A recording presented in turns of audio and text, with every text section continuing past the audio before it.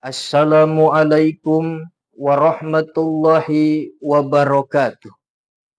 Alhamdulillahi rabbil alamin wa bihi nasta'in ala umuri dunya waddin wassalatu wassalamu ala sayyidina Muhammadin wa ala alihi wa sahbihi ajmain amma ba'du. Segenap dewan juri yang saya hormati dan yang saya ta'zimi, serta sobat aksi yang semoga tetap hahaha walaupun terkadang realita hidup tidak sesuai dengan ekspektasi. Saudaraku, sobat aksi dimanapun Anda berada. 15 abad yang lalu, datang dari sebuah kota kecil yang belum ada dalam peta, lahirlah satu proyek raksasa, yaitu memperbaiki akhlak manusia.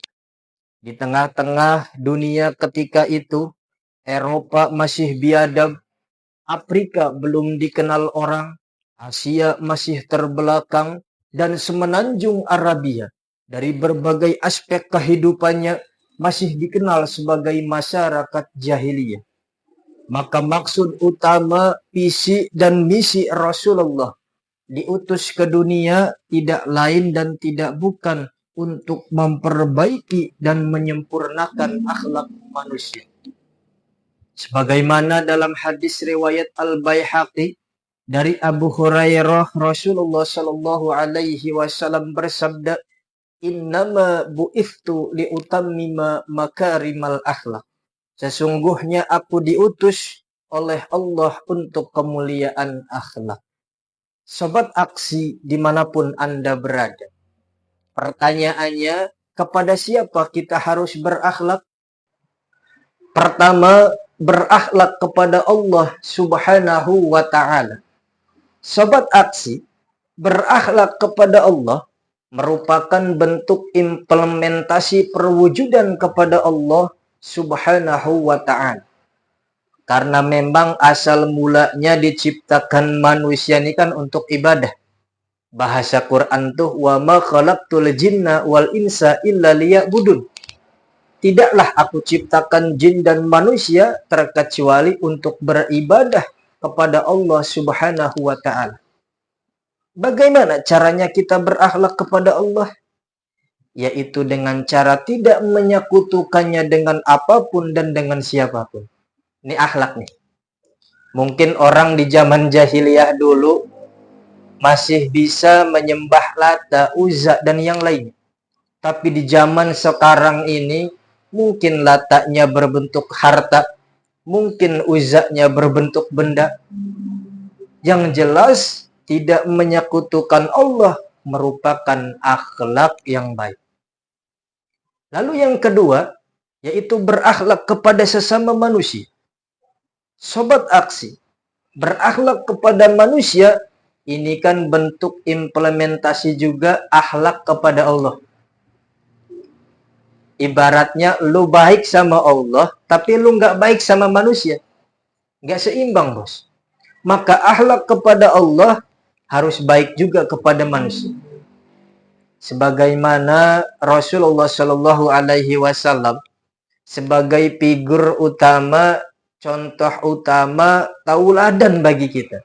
Ini akhlaknya luar biasa sesama manusia. Maka akhlak kepada sesama manusia ini merupakan akhlak juga kepada Allah Subhanahu wa ta'ala. Dengan apa caranya? Salah satunya dengan cara tidak menyakitinya. Rasulullah itu pribadi yang sangat luar biasa.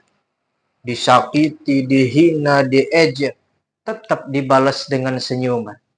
Ibaratnya lu dilempar batu, lu harus lempar bunga. Tapi jangan sama potnya. Jadi berakhlak kepada sesama manusia, ini kan bentuk akhlak juga sama Allah. Itu yang kedua. Yang ketiga, berakhlak kepada alam. Sobat aksi, beberapa minggu ini kita sedang disuguhkan dengan berbagai fenomena yang sangat mengerikan. Banjir datang menghantam Aceh hingga Padang, yang membuat ribuan nyawa melayang, ratusan rumah hilang. Tetapi saudaraku, Mungkin air banjirnya sudah tidak lagi menggenang, tapi air mata masih terlinang karena harus kehilangan orang yang tersayang. Kenapa itu bisa terjadi?